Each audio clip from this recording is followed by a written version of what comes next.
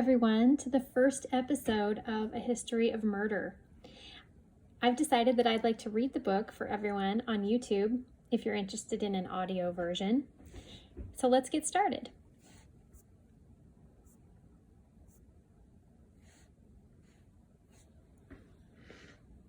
Prologue. It all started with a corn dog. It was the reason my stomach began to rumble at mile marker 247 and cramp by number 258. It was the reason I kept speeding up little by little until my speedometer dial flirted with 80. How long had that deep-fried excuse for lunch been sitting underneath the red lamp? And was there a bit of vegetation on this godforsaken desert highway large enough to hide behind? Nope, not a chance. So it really was because of that darned gas station corn dog that I started to see the red and blue flashing lights appear and grow in my rearview mirror. That cop probably isn't coming for me, I soothed myself. Don't get nervous, it'll only make things worse. I inhaled and exhaled slowly, practicing the breathing technique I knew to quiet my anxiety.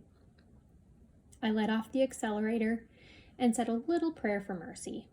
Please, God, if you let this police car drive past me, I shall not eat junk food just to pass the time of a boring drive ever again.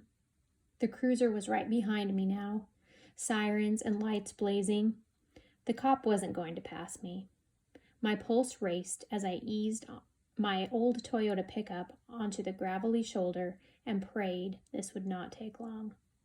I rolled down my window and waited for the inevitable. Glancing at my reflection in the rearview mirror, I hoped I had some trace of a hairdo and makeup left. Cops let cute girls off the hook, right? Sadly, the warm desert climate had deflated my hair and melted what little makeup I had started with that morning. I refocused and watched the policeman take his own sweet time to open his car door and slowly meander up to mine. Come on, buddy, I'm getting desperate here. As soon as he was within earshot, I blurted, "The answers are yes and the corn dog." "Excuse me?" the officer said, leaning down and doing the stereotypical 2-second car interior scan. "You were going to ask me if I knew I was speeding, yes, and what the hurry was all about, and it's the corn dog." "The corn dog," he repeated flatly. "From the Conoco station about 50 miles back." I pointed in the direction I had come from and made a face meant to say, "Yikes."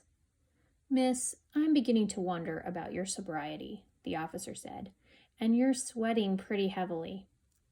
"I'm not drunk, sir," I told him, "but I need a ladies' room in the worst way.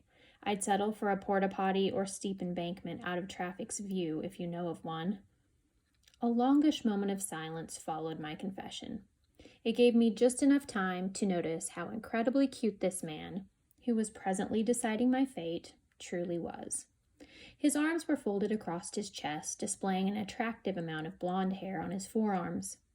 The navy blue of his uniform set off his tan skin, and I suspected it would enhance blue eyes nicely as well.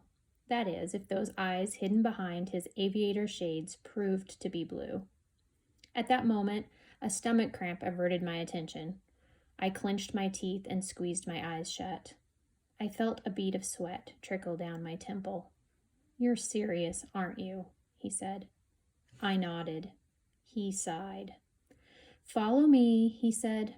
With that, he jogged back to his cruiser and gave what I like to think is history's first ever police escort to the bathroom.